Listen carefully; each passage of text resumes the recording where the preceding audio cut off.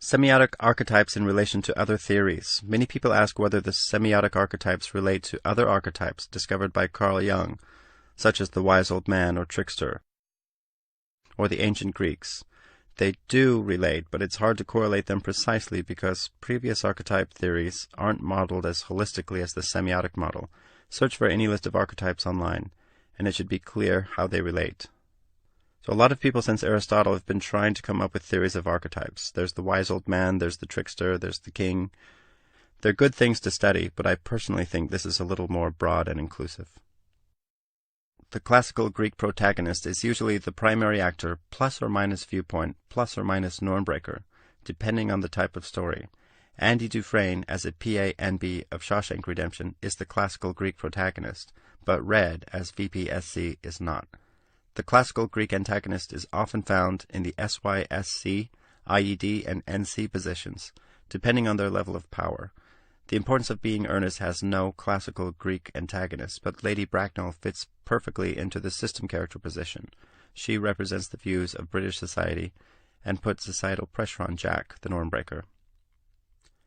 This was actually a discussion in my Theatre 101 class in college a long time ago. Somebody said there's no antagonist in The Importance of Being Earnest.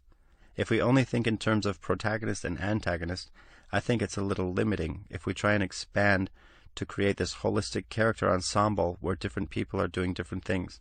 You find there is an antagonist in The Importance of Being Earnest.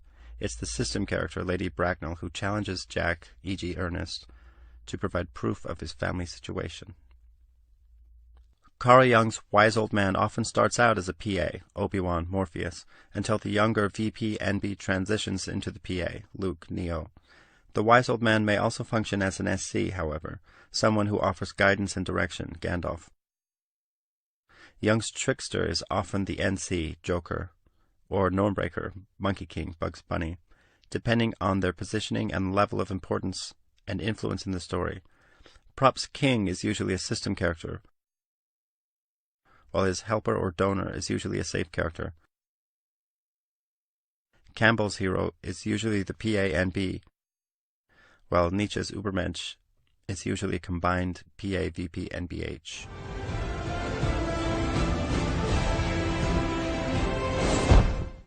Applicability. Authors of surviving works have included these characters in their stories without even realizing it, the theory being that's why those stories survived, because in addition to their content, they tickled audiences in a thorough cognitive way. Sometimes you won't know where a character fits, which means one of three things. 1. They are secondary characters. 2. They are members of the system. 3. They function more as a prize and less as a character. Particularly true in love stories where the female is often a reward for male heroism. Movies like Crash, Babel, and Love Actually are rare, non-traditional, multiple protagonist films with self-contained stories in which remnants of all the archetypes are interspersed throughout. Note, though, that these films are appealing for a time specifically because they work in direct contrast to expectations. Years after watching such films, audience members might be able to recall emotions or scenes, but are often unable to retell these stories because they are told in contrast to how the mind works. There's usually one person in every class who wants to talk about Crash, Love Actually, and these sorts of films that are just very unique, very rare, and it's okay to write those kinds of movies, it's fine. But this class is about the traditional way of writing stories. And I think films and stories have these structures because that's how the mind works.